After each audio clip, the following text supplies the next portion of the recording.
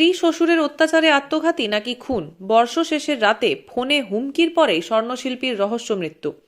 নমস্কার, শ্রীকান্ত ভূঁইয়ার খবরে আমি সংহিতা শিরোমণি। বর্ষ শেষের রাতে মা বাবার সঙ্গে ফোনে কথা বলছিলেন, আর আজ বৃহস্পতিবার নতুন বছরের ভোরেই মিলল ছেলের মৃত্যুর খবর। মধ্যপ্রদেশের রত্নাতে কর্মরত দাসপুরের যুবক, যার বয়স 27, তাপস পালের অস্বাভাবিক মৃত্যু ঘিরে দানা বেঁধেছে রহস্য। এটি নিছকই আত্মহত্যা নাকি সুপরিকল্পিত খুন?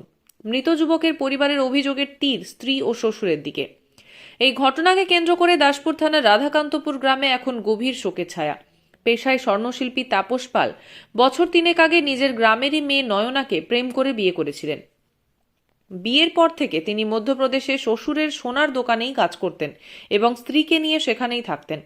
পরিবারের দাবি, এই সুখের আড়ালেই ঘনীভূত হচ্ছিল অশান্তি। তাপসের মা দীপালি পাল ও বাবা অজিত পালের অভিযোগ, বিয়ের পর থেকেই তাপসের ওপর মানসিক চাপ সৃষ্টি করা হচ্ছিল। তাপসের নামে থাকা সম্পত্তি বিক্রি করে সেই টাকা শ্বশুরের হাতে তুলে দেওয়ার জন্য নয়না ক্রমাগত চাপ দিতেন। এই টাকা নিয়ে শ্বশুরবাড়ির লোকেরা তাপসের ওপর দীর্ঘদিন ধরে মানসিক নির্যাতন চালাতো, যা তাপস ফোনে তার মা বাবাকে জানিয়েছিলেন। তাপসের মামা দাদু পূর্ণচন্দ্র মাইতি এক চাঞ্চল্যকর তথ্য সামনে এনেছেন।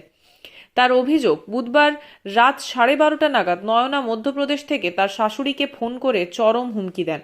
নয়না ফোনে বলেছিলেন, সম্পত্তি বিক্রি করে টাকা না দিলে স্বামীর কোনো চিহ্ন রাখবো না, সিঁথির সিঁদুর মুছে ফেলবো, শাঁখা ভেঙে দেব।